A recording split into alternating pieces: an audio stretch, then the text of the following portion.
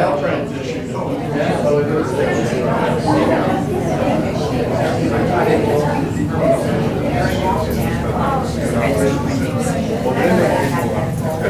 don't get up. Well, it sure has.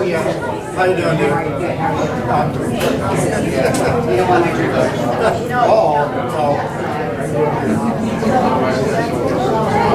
Part of the course, I guess, right? I mean, yeah. Well, you know, you get to do it.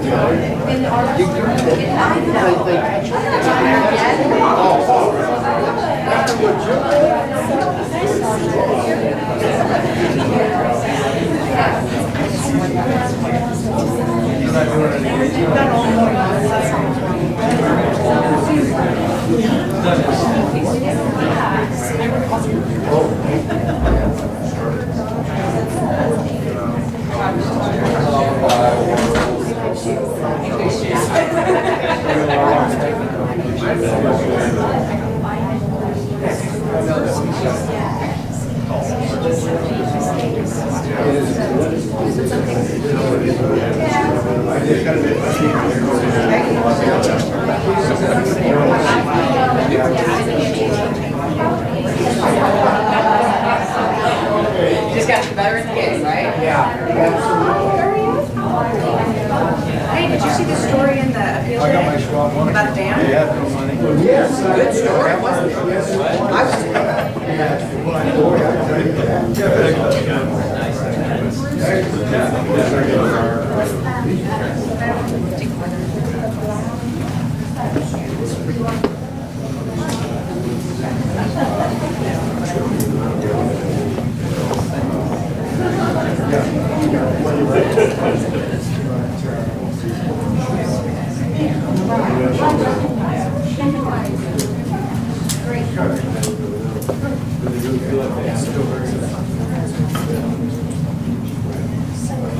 Hello.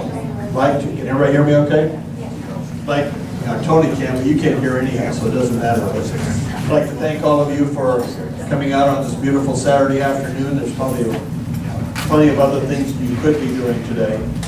But we're here today to have a town hall meeting with Kim Vann, and Mr. Schwab is going to join us also. We have a rare opportunity in this district, and that is to be able to put someone in office that will represent us locally.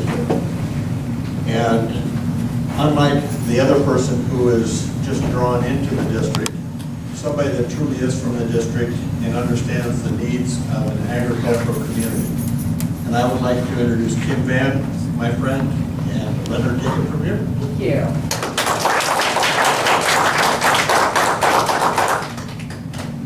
Well, I appreciate Mr. Duke's willingness to be our sergeant at arms and our meeting coordinator. So thank you. Thank you all for coming out today. You know, it's a pretty rare opportunity to have someone like Charles Schwab willing to come up and stump for candidates like me and talk to all of us about the issues facing, you know, this country and our economy. So I'm pretty pleased that he was willing to do this, even though he might have been doing a little bit of duck hunting this morning. That's okay. We won't hold it against him.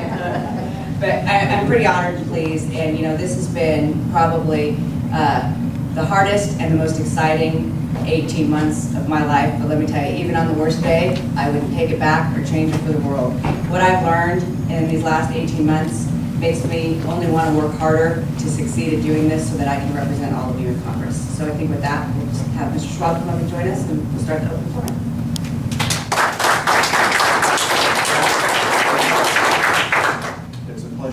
I'm going to tell you the story why I'm here for sure. Certainly is to support Kim Vann, but I spent a lot of time in the last year thinking and worrying about politics. Who would change the world for America? What the leadership that we're lacking right now in Washington D.C. is really stunning in many ways. And last week I spent the whole week actually, starting in New York, spending about 4 days in Florida, talking to many people, but particularly seniors. And I'll talk to you a little bit about that in a moment. But when I found out about Kim and her background, just her pedigree and what she's done in terms of local politics, is pretty fascinating, and I think she will be a fantastic candidate, not only this year, but in many years to come ahead. We need many, many strong women Republican women who can do so much great work as she's already proven already, but I think can really bring to the center of politics going forward. I was brought up in Woodland, California. I was born in Sacramento. And when I heard about her running, I said, she is right in the heart of the Sacramento Valley. That's where my heart is too, actually. Having brought up in Woodland as a kid and went to grammar school there, and ever since I had a little bit of money in my pocket, I've actually owned ranches in the Sacramento Valley, rice ranches. I had a rice ranch. I presently own half of a rice mill and a dryer operation called the Far West Mills. It's up in Nelson. I think it's just outside of our district here. My friends and myself go hunting every fall. Actually, today was the opening day of ducks, which was having been brought up on ducks. My father was the district attorney of Yuba County back in the 40s. He was a small town lawyer and decided to run for politics as the district attorney and did a great job. I think I might have gotten some of my sense about responsibility from him. I know I did, actually, way back then as a young boy. But one of the great features I had is earning my way, 50 cents a bird. I was the duck picker. I had to pluck all his ducks. So I said, this is not as much fun, and I'd rather go hunting, thank you very much. So now I turned the circle on that one. I'm now a hunter, and we have a few people we pay to pluck the ducks. But this valley has meant a lot to me, certainly over my lifetime, and I just feel a responsibility to see with the new 3rd district, the recreation, I guess, of the old 10th, now the 3rd, that we really need some responsible leadership here. And I'm so happy to have Kim be that person, or hopefully be that person. Yes, I've known the other candidate in the past, and he's certainly worked hard, I'm sure. But I think he's had many, many years and has not had, in my opinion, an outstanding record. I think we need some fresh blood. I think this place really needs some fresh blood. The issues that we have facing us are vast. I brought this little book along, and you won't have to read it, but it's about the young guns. And I know they picked Kim to be run for the 3rd Congressional District.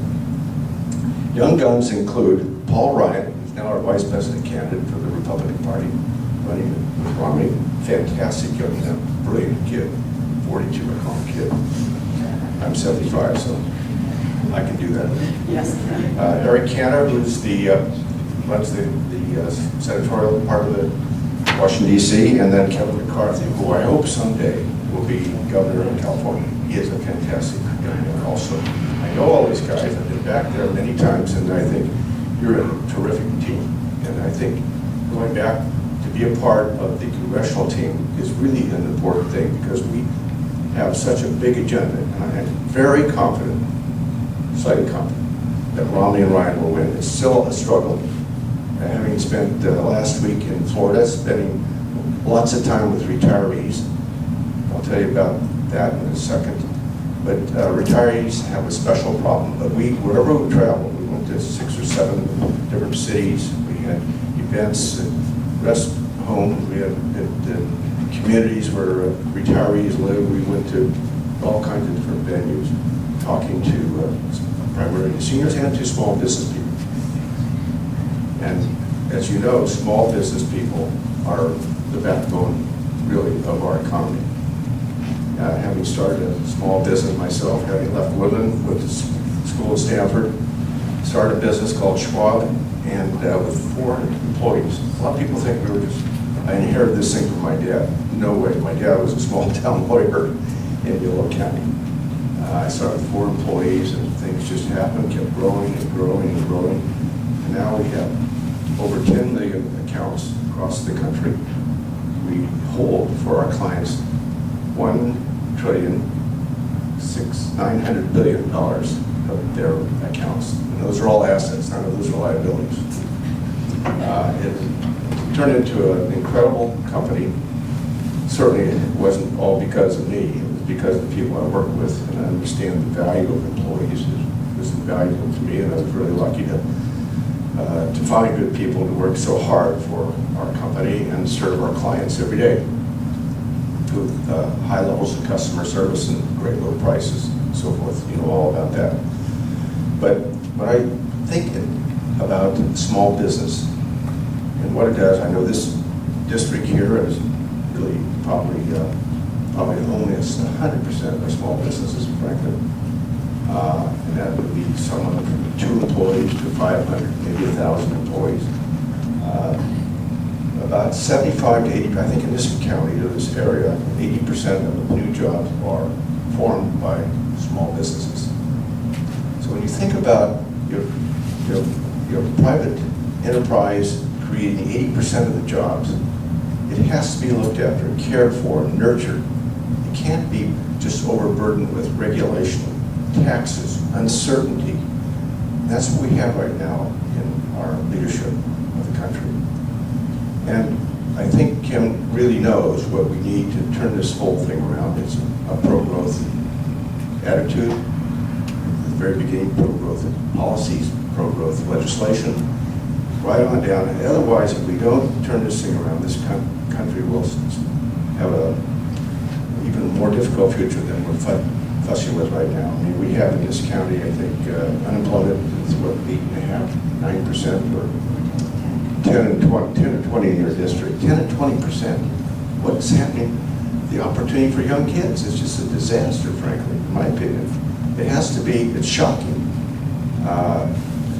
And there has to be a change. And I think Kim certainly is part of that and would be part of a very important team in DC if you all elected her and sent her back to Washington for a short while. Come back on Thanksgiving. So. I'll give you. Yeah. But let me just speak for a moment about one of the issues that's a burning issue to me, because I'm in that category. There's 40 or 50 million of us that are in or near retirement age. This could be your mother, father, could be yourself. We have an issue, a big issue to me, is that many of us have saved all of our lives. We have savings accounts, we have CDs, we have money market accounts. Well, how much are you making on those right now? Like, it's funny, laugh. I laugh too. It's near zero. It's a joke. Do you know why that is occurring? Well, here's what's happened. This is why you should be really mad. I'm particularly mad about this thing. And it's very stealth. Not too many people know the connection. But what has happened is the present administration, Obama administration, has completely abdicated its responsibility for growth in the economy. And so they abdicated and given it all over to the Federal Reserve. Well, the Federal Reserve has only one tool, frankly, and that's to lower the rates, lower and lower and lower, to the point where we can't lower it any further. It's zero, frankly. It's zero. So who got stuck on this thing? It wasn't the Federal Reserve. It was the seniors. 40 or 50 million of us have our savings accounts. Something when I started out in Woodland, I can remember opening my first savings account. We have been stiffed with the big bill. We seniors have really somehow been, government simply hasn't looked out for us in that respect. So for many people I know, the Social Security, that seems to be okay. It's even coming in. They just raised it, you didn't realize it, 1.9% recently. Hardly enough to make up for the inflation. But what's happened is your supplemental income that you thought would come from your savings has gone to zero. It's been completely wiped out and such. And it looks like to me what Ben Bernanke, who's the chairman of the Federal Reserve, has said over and over again, that this easy money period will go at least in 2015. Many commentators think it will go much further than that. So we've already had 4 years of this. It looks like we've got 4 or 5 years left to go, hopefully only that period of time. But the only way it's going to change, the only opportunity seniors have for an improvement in their savings rate, going from zero to something, will be as the economy starts growing again. It will only happen when you have a pro-growth administration and get our economy stoked up again, and that we need to get to a 3.5% growth rate in order for those of us who have savings accounts, CDs and so forth, to make 3 or 3.5% on our interest income. So I would really advocate that any senior who has an opportunity to think about this thing, you now know the reason why rates are so low, because there's no growth. And we have to get back to a normal economy, one that you grew up with. And the only way to do that is to get a team in Washington, D.C., like Kim, and the team there, the Romney-Ryan ticket, to get our growth back going again. We've got to get rid of these really nasty regulations. I mean, wherever I go, I see little business here. I'm proud of my Kohler background there. He has a small business, 125 employees in Sacramento. The obstruction on little businesses all over the place, not just employee kinds of issues. It's a regulation on this, regulation on that. Finally, you almost give up. I see in our own business, where my main office, of course, is in San Francisco, but we have offices all over Sacramento and lots of places in the Valley and Los Angeles and so forth. But we are facing new restrictions all the time on different things, which obviously Obamacare is a big issue for a lot of us. And one of the big reasons is we're uncertain as to what the cost will be of medical care for our employees. We certainly want to provide that to them, but we don't know how much it's going to go up. We do know it's going to go up. In every academic thing I've ever read in the last couple of years, Obamacare will lead to higher health costs for employers like myself. So we need to make some amends, some changes, adjustments there for sure, or maybe even change the whole Obamacare thing and start over again. So with that, I thought we'd let Kim maybe say a few words about her platform, and we can have some discussions, some questions you might have for me or Kim. Well, I figured I'd let the expert speak first on the economy and the growth before you hear the politicians stump on it. So I got all the good ideas from him first.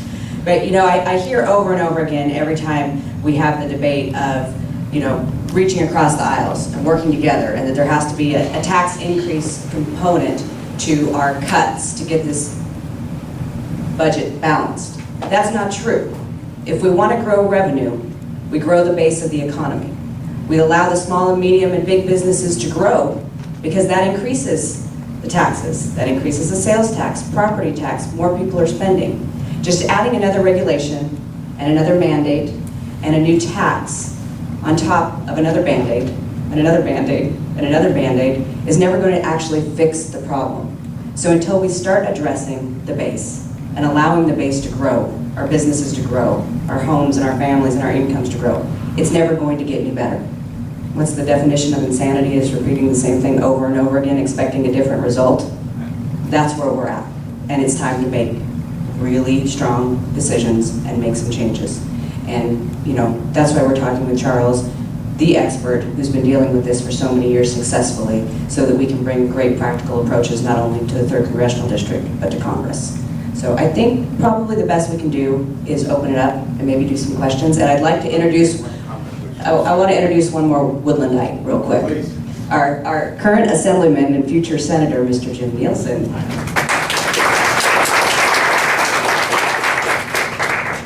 And my dad in the back, in the green shirt. He wants a round of applause too. And my wonderful mom's here, Renee, sitting right here. And my husband, Jim, sitting on the floor in the back.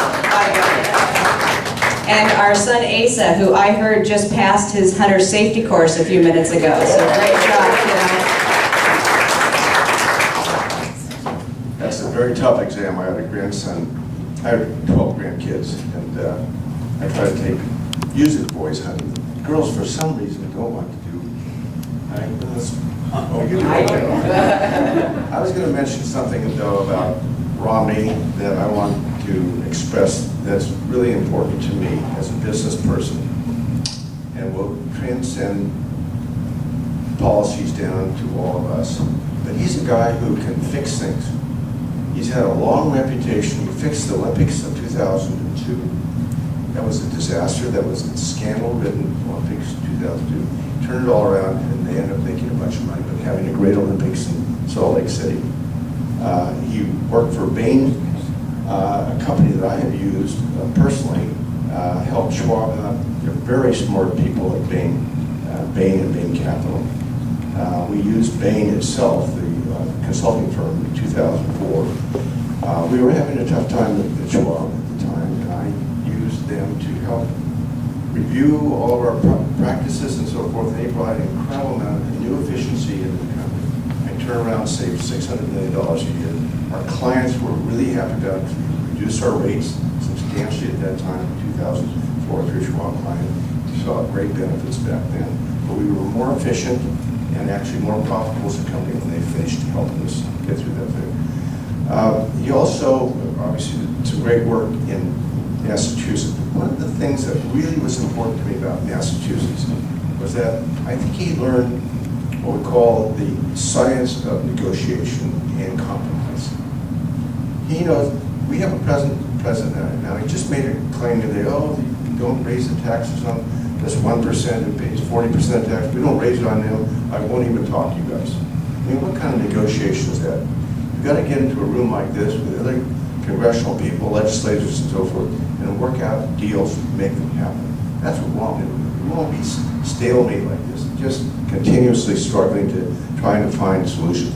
He's a guy who can create solutions. And working with Kim, I'm sure, and the congressional group in DC will be able to come up with great creative ideas, I think, to get the economy rolling and get some compromise and get some fixes for this darn country.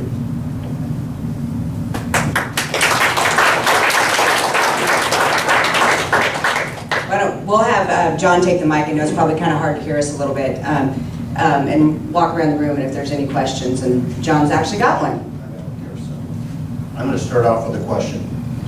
Can you address some of the taxes that are built into the Obamacare that will go into effect January 13th or January of 2013? Well, I have tried to read, it's 2,000 pages, 2,100 pages, or something like that, the Obamacare itself. It's fast and complicated. And, but I know directly on, there's a 3.8% increase on income, certainly of all my executives. That's somewhat depressing.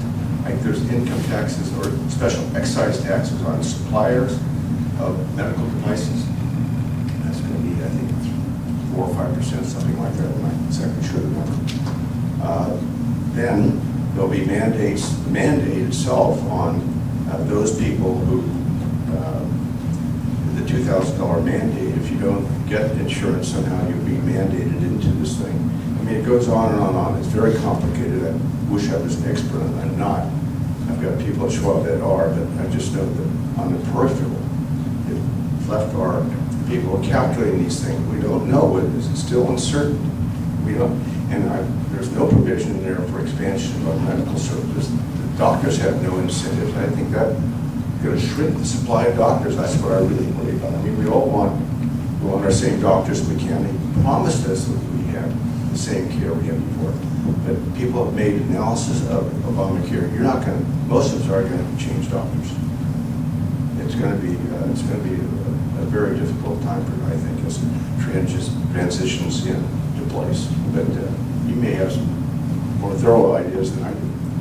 Well, I just want to mention something off what Charles said in regards to the tax on the medical device manufacturers. You know, we're talking about how we grow jobs and how we grow the economy. That's a perfect example of the possibility of 43,000 jobs moving from the United States to overseas. These device manufacturers can pick up and leave.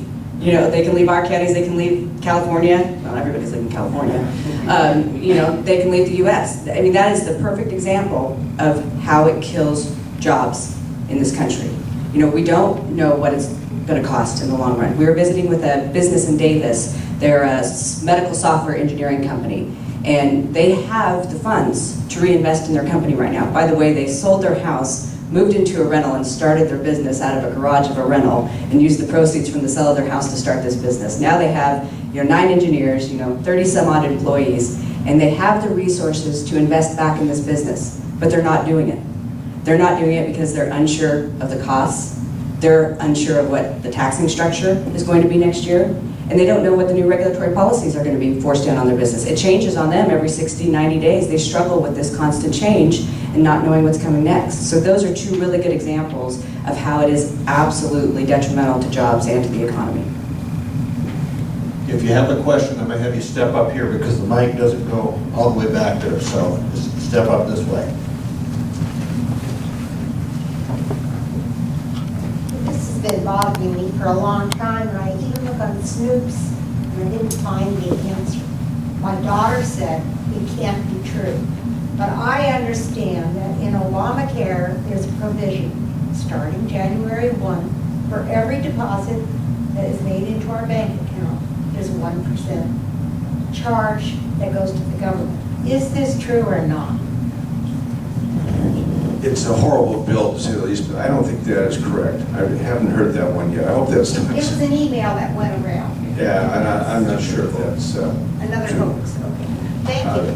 That gives me some. You know, examples though of small, you know, you're talking about a 2,000-page bill. And so examples of random tax issues that pop up. You know, if you've already sold your first primary residence, you know, you get your one-time exemption from selling your primary residence. Well, let's say you move into a second home or buy a second home. You sell that second home, and if the proceeds are over a certain value, you're taxed in escrow, and those funds go into the healthcare system. So there's all these interesting little nuances throughout that we really don't know. And we're in California. I mean, that one alone on the real estate tax is a very interesting nuance for California because of the price of real estate in California. We've always been higher in the real estate costs. So we're going to meet that threshold a lot quicker than other states are. So we're again, California again, would be putting more money into the pot than the rest of the states. You know, and we haven't even touched on the issue of how the health exchange in this state is going to be designed, which will be a whole nother layer of taxing and government in between the federal program and what we're receiving on the ground. So there's lots of interesting nuances throughout, but I have not heard of that one either. There was an email that went around, and I was just reminded of it last week. I want to say one thing about Kim's opponent. A fellow who I think is a perfectly nice man, to say the least, and have met him several times. He's had 20 plus years experience here trying to, I think, help California. Look at the mess we're in. California is in worse mess than even the federal government. Is that the kind of leadership you want to have, going back to Washington, D.C., to help us turn around the country? I don't think so.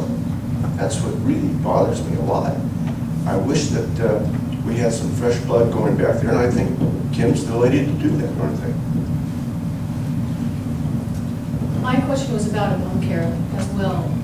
I saw a video the other day of people in Canada trying to get care, and they were told that they had to, first, before they could have a blood test, have a family doctor, and they said, well, it'll take 2 to 3 years after you apply to get a family doctor. And I'm just afraid, really afraid of that happening here. So if Mitt Romney's elected and we keep the Congress and, you know, I don't know what happens with the Senate, but can it be repealed? Can we get rid of it? Here's, I think, sort of the process that would go through. He would, through executive order, make it possible for every state who didn't want to have Obamacare, not have the exchanges, all that stuff that they're talking about. He would provide the power through the executive authority to have every state drop out of it. Then they would have to do certainly other congressional kinds of things to really repeal the thing, the bill itself, and replace it. Romney and Ryan, who I know specifically, have every interest in making sure the people that are protected, that we are all protected. Even the people that don't have insurance will figure out a way to do that. That will be much more attuned to a growth economy than what is all these penalties being put on, all this negative kinds of bills and regulations will go away, and something more positive will be replaced, which is presently a non-working kind of thing for me.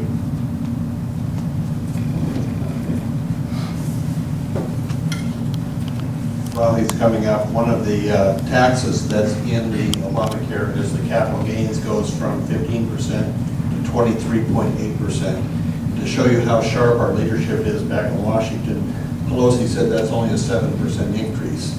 The reality is that's a 42% increase in the tax. She was planning on 57. Maybe, and before you ask your question, maybe I should ask you this question. You know, I'm always saying to Allie, whenever we're driving someplace and we're talking about what's been going on that day, I say, why do you never hear anyone talking about or stumping on the fact that, you know, capital gains, you've already paid taxes on that once. So this isn't the first time that taxes have been paid on this money. They're being paid again. So if you calculate the real rate of tax on that dollar, it's 3-4 times more than any other rate, any other dollar that's being taxed. And that always amazes me that people aren't talking about the fact that it's already been taxed once before it's even put back in that system to grow our economy, and then it's taxed again as it comes out. That's why we need her in Washington, D.C. My question has to do with interest rates. My question has to do with interest rates, because you brought that topic up to begin with. And you were saying if we get growth back, interest rates will go back up again. Now, if they go back up again, because we have this large debt, which is $16 trillion, how will we be able to afford to pay the interest that we'll have to pay on that debt? The only way that we're going to ever be able to afford the debt is, first we have to stop the deficit, the annual deficit. That's got to be, there's no plan in sight with the present administration to cut the deficit every year. It's just $1 trillion. We just reported the other day, $1 trillion. There's no plan in sight that will ever turn around. I haven't seen it. Anybody's seen it. He hasn't even submitted our deficit plan, the budget for the next year. So that has to be, we've got to cut expenses. Right. Unfortunately, we do have to cut expenses. There's so much waste in the federal government, it's just scary when you begin to look at this thing. The only way, really, in the long run, that you're going to be able to live with the deficit, and hopefully a declining deficit, it's going to take a number of years to pare it back, at least stem the thing. And that is only going to be through growth. And growth gives you more jobs. People will obviously have more income, and more taxes will be created in communities like here or across the country. You need more income, obviously, to take care of the expenses of government. We all believe there are necessary expenses for government. The roads, our military, we want security, certainly as a country. I think we're sort of lax on that right now, frankly. The problem is with this huge debt, if interest rates go up, you create a trap of spending going up automatically. So you have the option. You have the option of a controlled government. Right. You want to have price controls and everything. You know what that does? That would Price controls on cause credit, price controls. We've done that before in times past crises, World War II, for instance. You cannot have an economy that lives off manipulated pricing. Then you have the worst of all outcomes. I don't know if you've watched that. There's a certain commercial on television right now by a man who came over from Europe and lived through the terrible time periods of high inflation. That's what we'll have. If we have price controls, we'll get high inflation. It will be an awful outcome. We have to deal with things. I think some interest rate on the cost of government borrowing puts a restraint on people who work in the government, on our leadership, that they can't borrow anymore. There's a cost to it. The cost of the people who are paying the cost of that thing, us seniors. It's $250 billion a year that we have in lost income across the country for seniors. $250 billion of lost income on our savings accounts, CDs, and so forth. Is that a fair thing? I don't think so. You wiped out all the promises, all the nest eggs of seniors other than their Social Security. That's what you've done. Yeah, how are they able to do that? I don't understand how. How do they do it? They don't think about it. They just did it. Well, What do you think Obama says? He says, I'm going to bed every night thinking about creating jobs. Well, I am.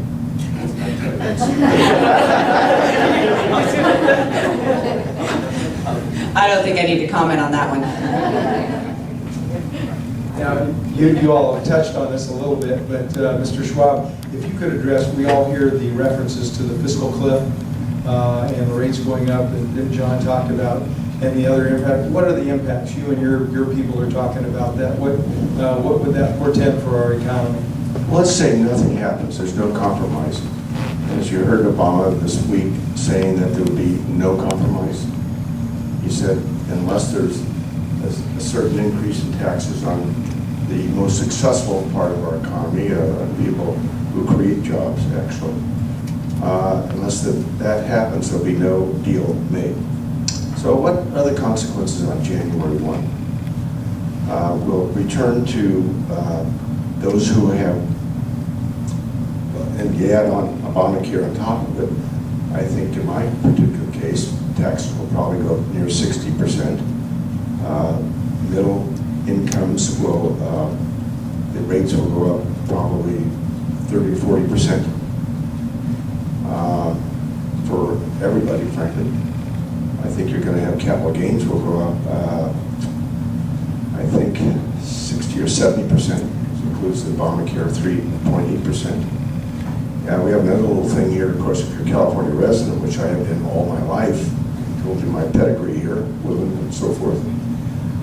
Mr. Brown is proposing a 30% increase on state taxes. The incentive to work just keeps going south, or the incentive to move keeps getting higher. And we're a company of 15,000, 16,000 employees, and we continually move people out of California. Every time a notch goes up, we go up to Austin, we go up to other places, and it's just, we just have to do it to remain competitive, because we are a competitive business in that you go on televisions, you see all our competitors are all banging away and lower prices and so forth. And the only way we can keep our costs down and be competitive is to move to a lower cost part of the country. Texas being probably one of the best. Well, a good example of that too, in the Solano County portion of this district, we had Cobart Industries who left and went to Texas. You know, one of the most vibrant, flourishing businesses in Fairfield picked up and left and took all their millionaires with them and all their jobs with them and all the reinvestment into that community with them. It all went to Texas because they just could not make it work in California anymore. MV Transport recently left, same scenario. Genentech in Vacaville moved half of their business to Oregon. The sales tax portion, the revenue generation portion moved to Oregon. So the transportation costs between Vacaville and Oregon didn't outweigh the taxing costs. Being on I-5 with a truck, you know, how many trucks on a daily basis didn't outweigh the tax and the regulatory costs in the state. You know, and there's story after story. VSP, the vision provider in Rancho Cordova, there's 1,500 jobs. Because of the way the health exchange in the state is being set up, they're going to leave. You know, they're my vision provider. I mean, they're one of the largest vision providers in this state, in Northern California. You know, it's story after story after story, and you're just going to see it keep dwindling down and down and down until something happens to change.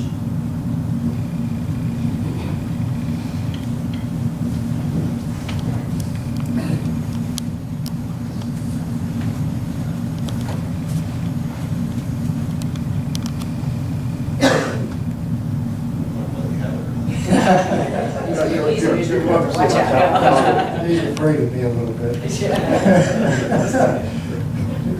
Don't stand so close. My name is Don Ray. I have one comment when you're talking about healthcare. It was announced yesterday that CalPERS, which is the retirement system here in California, is planning on raising the long-term care insurance premiums by about 85%. And that will pretty much take care of, everybody will drop their insurance, so when they get old and decrepit like I'm getting, we will have to go back to the government to take care of us, rather than having an insurance policy. Either that or my kids will, but I don't think they're going to help. Okay, now I want to ask a question. And my question has to do with the property values that we've been faced. I know my home has gone, from the time I bought it, has dropped 60% in assessed value. I would like a prognostication as to what you feel will happen to property values in the near future. 30 years from now probably doesn't matter to me, but in the near term it does, because some loans are going to come due. And thank you very much for being here today. Well, the country has a real deep problem. We have at least 11 or 12 million homes that are underwater. There's not even any positive equity in those. And you just mentioned that you've lost, I don't know how many years that took to lose the appraised value of the home. How does that all turn around? It really only comes from an environment of good growth, good, natural, positive growth, and to make those things happen. It'll also come from what the Federal Reserve is sort of planning on. They've brought zero rates down to zero, as I mentioned, in homes you can borrow for 3 3/4% if you can afford to refinance, and so many people can't afford to refinance or get turned down by the banks. It just seems to me that California is going to have a particularly bad problem in the areas where there's no growth. Now, you can see the contrast right today. San Francisco, which has a sort of a mini boom going on with technology companies, things like Salesforce.com, some of the other hotshot companies that are moved into it. And there's a real limitation on apartments there and buildings, and so they've gone up in value. So it's exactly the answer that is required is you need to have very good growth. So what is going to cause growth in Sacramento? What's going to cause growth here in Yuba City? I'm not quite sure. I don't think some of the politicians are thinking about this as strongly as possible. I'm not sure Garamendi has brought forth a proposal to create growth in this environment. I know he's been supportive of a lot of the things going on in Brown's agenda, more taxes, more regulations. You can afford it. Doesn't make a difference. You can afford all the more regulations. Well, people can't. We're past the choke point, frankly. But you can see what's happened in San Francisco because of the influx of great new ideas like Facebook, although it's went down, that the company itself is doing quite well. And a number of their technology companies in San Francisco, which has created an interesting contrast in terms of real estate prices. So the answer is, there's only one answer, and that's growth. Thank you. Let me give you a little local example. I'm going to put my county supervisor hat on, so for the other soups and commissioners I see in this room, don't throw things at me, because I'm going to throw you under the bus a little bit here. You know, in Colusa County, about 2 years ago, we built a 690 megawatt cogen gas-fired power plant.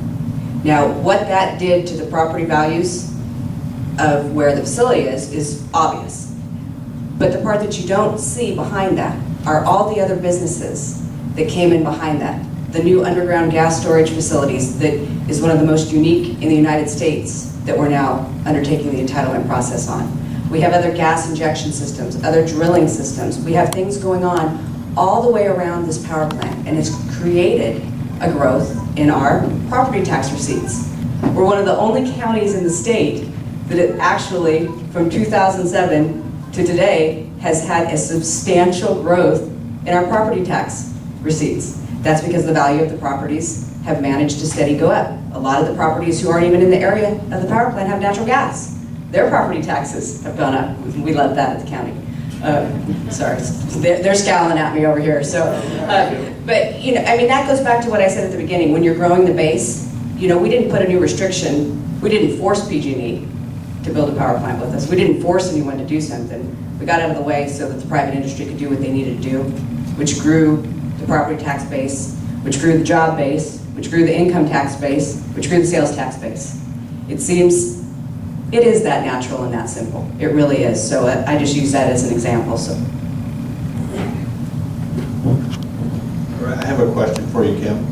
It's expensive to run a campaign, as you know. Can you, You want Can you tell us where your money is coming from and where your opponent's money is coming from? I'd be happy to. Oh, that's a good question. Let's talk a little bit about campaigning, seriously. I mean, that's a really good question, because had I known what I know today, 16 months ago, you wouldn't have seen me out at the stump. I would have been on the phones every day, all day long, doing what I needed to do. You know, you have to buy media for a congressional race on television and in mail, and we're dealing with a little bit of San Francisco market because of Fairfield and Vacaville, and we're dealing with Sacramento market. Now, Sacramento market's extremely competitive because of all the other races going on and all the other buy times. So you're looking probably around $300,000 a week to be on television. It's unreasonably expensive. We've raised close to $1.2 million in my congressional race, and I thank a lot of you in the audience very much for all your support. 80% of the money I've raised has come from inside the 3rd Congressional District. Folks, that's almost unheard of. You can go onto opensecrets.com, it's a great website, and look at where members of Congress, members of Assembly, Senate, whatever, where our money's coming from. 5% of the $1.6 million that Garamendi has raised, 5% has come from inside the 3rd Congressional District. All this money has come from Los Angeles, San Francisco, environmentalist interests, every interest except the interests that are inside the 3rd Congressional District. I'm actually really proud. You know, he actually tried to hit me on that the other day when I was down in Rio Vista, and I'm really proud of the fact that our campaign has been doing this, and we've done it all from inside the 3rd, and it's been a lot of work, and it's hard work, and you all have, a lot of you have been there with me, but it makes such a huge difference to know that to me, that the financial support is coming from inside the district, and people believe in this race and believe in their own futures. You know, I kind of turn it back on everybody a little bit. You know, it's not just about me. Just because it's my name on the ballot and I get to be beat up on and followed around with cameras, you know, it's not just about me. It's about all of us and what we want to see for our future. So it's an investment in your future by you, an investment by me, and investment by everybody. Not only for us, but for our kids. So I think it's a really important investment too. I know that was a little bit of a softball. Yeah, that was a softball. Come on. Questions? One more question? Thank you. All right, take those two. I get to go through everybody's rushing. Shut it off. My name's Robert Walsh, and my question is about the Federal Reserve, the quantitative easing 3 program. From what I understand, they're pumping $40 billion a month into various things that they purchase. Doesn't that lead to inflation and possibly hyperinflation if they continue that indefinitely? No. Is there any way we can get out of them doing that? Well, I think the best way to bring that to an end is to change leadership in Washington, D.C. I think Romney is committed to changing the chairman, who is Mr. Bernanke, is the president called. I don't. He has said, Bernanke has said, this could go in perpetuity. Perpetuity. It's a long time. That's $40 billion a month in purchase of governments. See, now the government's being financed by the Federal Reserve to a huge extent. So all they're doing is buying the Treasury's new bond issues, putting it on the books of the Federal Reserve. That is a no-no. That is the worst possible thing. It will lead, could lead, and highly likely to lead to very extensive inflation for time. Right now, while things are depressed, it isn't showing up too much inflation, although there are many areas of inflation. There's commodity prices, even you see reflection in some of the stock market's done reasonably well. People are reacting by, with all this easy money, to buying something with the money that's being printed. But it will be, I think, I'm betting that there'll be significant inflation in the future. I think you ought to count on it. Yeah, my only comment about that too is, you know, kind of re-point out the fact that, you know, that's done straight out of the administration. There's no oversight out of the House or the Senate on that whatsoever. And that, you know, I looked and looked that up again and then looked that up again. Really, there's no oversight of that whatsoever. It comes straight, it's an administrative decision. You know, one group, very small group of people are making the decision to do that without any input or any, you know, ability to address it and analyze it, and is it going to work? So that's really disconcerting. I want to recognize what a great job John is doing. Actually, I had two questions, if I can get a twofer. One for you, Kim. A lot of people have mentioned to me when talking about Garamendi and where he lives, which is Sacramento County, right at the northern edge of Sacramento County, kind of northwest. But the gerrymandering that took place in the redistricting kind of went right around his house. And I'm sure you've seen that map, but most people haven't. And my question is, why not? Why don't we just show him where he lives? He's not really one of us. He's not part of the district. He's outside the district. It's just that the district went in and took him out and put him in our district. Are you saying that the Independent Redistricting Commission was somehow not independent? Oh, I would never say anything like No, that. I was just asking a question, Clay. I was just curious. Yeah, I've had USA go out and stake the congressional line just to make sure it goes out around his house. So, you know, one of the most frustrating things about congressional races for me, honestly, is you don't have to live in your district to run for Congress. You don't have to live in the congressional district to be able to run. You can be from anywhere in the state. As long as you live in the state, you can run for Congress in that state. And so it's very frustrating for those of us that want representation, that come from our area, that understand what we're having to deal with at home. And that, again, is one of the reasons why I decided to run. So, and I talk about it all the time. I wish I could get the media to print more things I wanted to print, but I bring it up an awful lot and show that it is literally, the line is literally right around the house. But, you know, he made a statement on Channel 10 News about 2 years ago, and he said, this was Mr. Garamendi when he was running for the 10th congressional seat, which he did not live in. He said, "It's not where your bed is, it's where your head is." And I will tell you, his head's not in the 3rd. Well, I realize that legally, you know, he's probably okay in doing what he's doing. But most people don't realize that he's really not in the district. Most people think he's right in here with the rest of us. So I just mentioned that as an idea, and I think we just pointed out. My second is for you, Mr. Schwab. Thank you so much for being here. It's quite an honor to meet you. I write a monthly column for the newspaper, and I was working on my column, not watching the clock, which late because of that. But one of the things I'm writing about, I do technology, and as you might guess, our government agencies are not doing a very good job of business. In other words, they're not business people. And one of the things that's happening right now is that, you know, the Chevy Volt is being discontinued. You've probably heard that on the news, and it's probably temporary for the time being because they're not selling as many. It takes $89,000 to build one.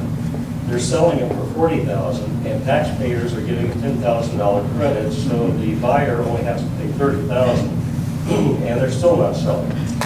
So if that's government mathematics, it's a little fuzzy, and I'm just wondering, in fact, I'm hoping that Vann as a businessman can kind of rejuvenate our business community, people like you, and people who at least have their heads on straight and can add 2 and 2 better than a 5-year-old. And basically, I think a 5-year-old could tell anybody at General Motors who is doing this mathematics with the Chevy Volt that that doesn't add up. You can't stay in business when you're paying two times as much to build a product and sell it for. So, Your question. well, I wanted to be sure to make that point, John. Thanks.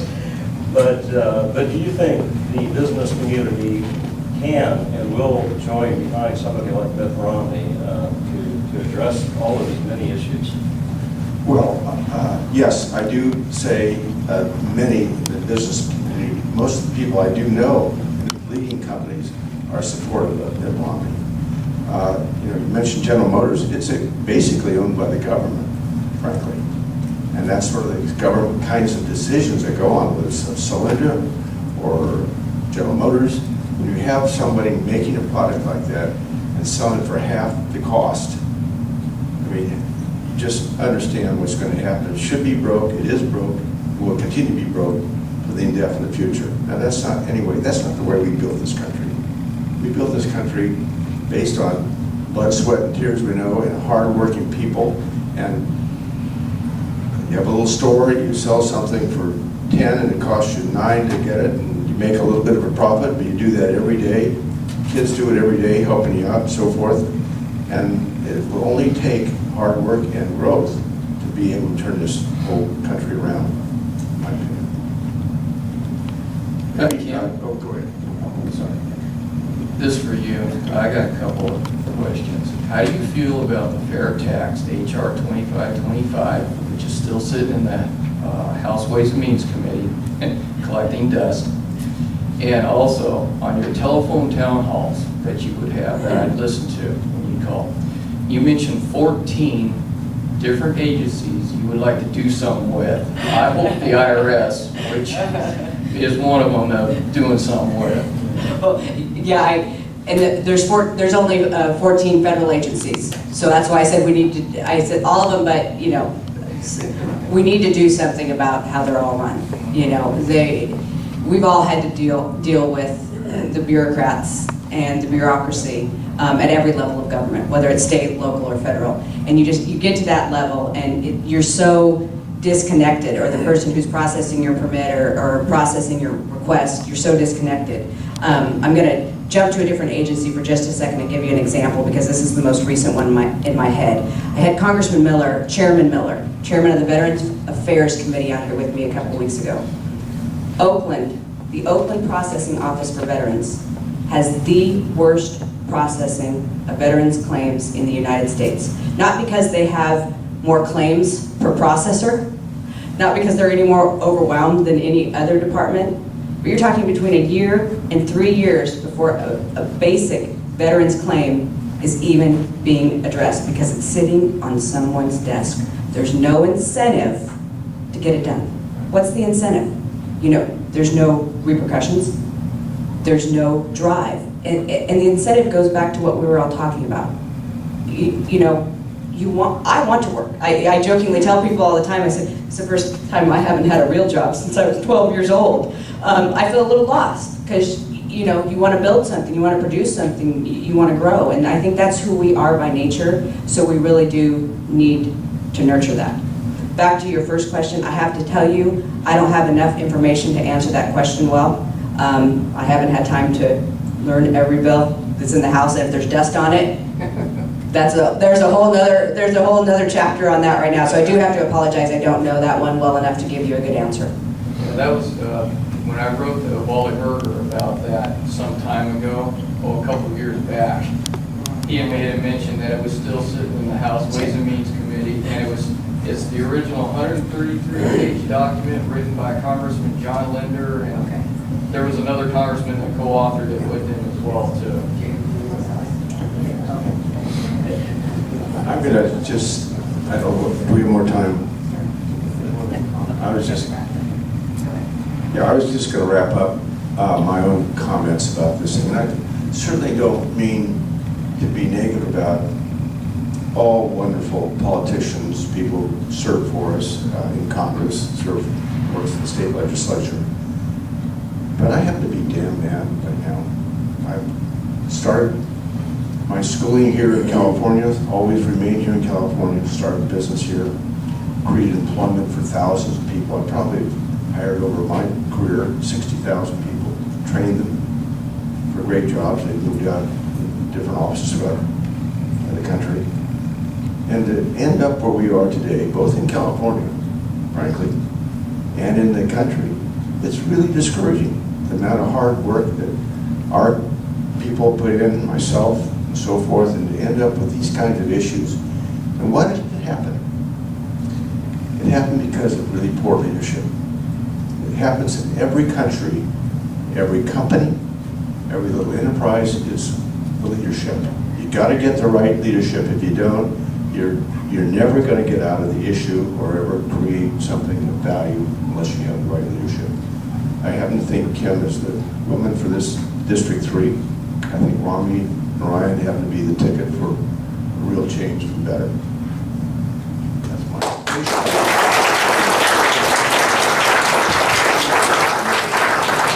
First of all, I want to thank Mr. Schwab and their whole team for agreeing to come up here and talk to us. You know, something that he just said when he was closing, 60,000 people. 60,000 people trained. 60,000 people able to have a skill to get a better job? 4. We started with 4, and you went to 60,000 over the course of 38 years. Listen, how many families is that? How many people and how many families is that? I mean, if you think about the gravity of what we're speaking of and how important it truly is, I think the end of my commercial makes more and more sense to me every day. They had me write down the few reasons why I'm running for the seat. And the first thing that popped into my head every time someone asked me that was, because it matters. All the things that we're talking about today, it matters that much, not only to me, but to the future of the 3rd District and to the future of the country. So I know we have to get everybody out of here. I apologize, we ran over a little bit, but I really am thankful that you all decided to join us here because it's an honor to have Mr. Schwab here with us, and we really appreciate it. So thank you all for coming today. Just like to wrap up with saying this, that if everyone in this room will talk to 2 people and get them to vote for Kim, that will help. Just across your fence in your neighborhood, talk to people and people you know, and they can write checks and make calls. Thank you, I gotta get him Kim. on stump.